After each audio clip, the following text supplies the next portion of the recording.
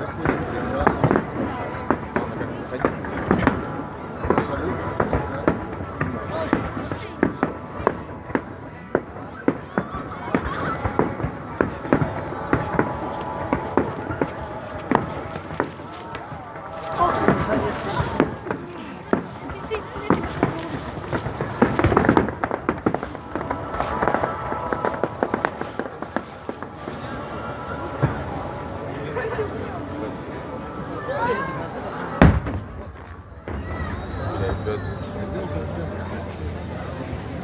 Если живешь.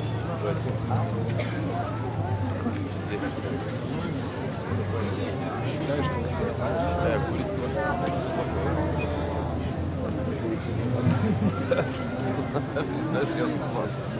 нормально, что сколько мы ездили. Говоришь? Это рассказывай. Я бы просто не знаю, что.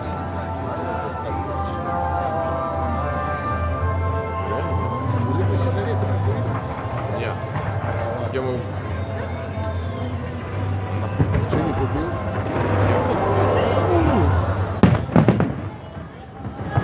Говорю, блядь.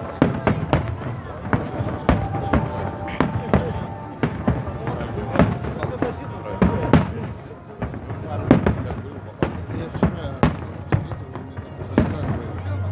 Братан, алкоголь тяжело.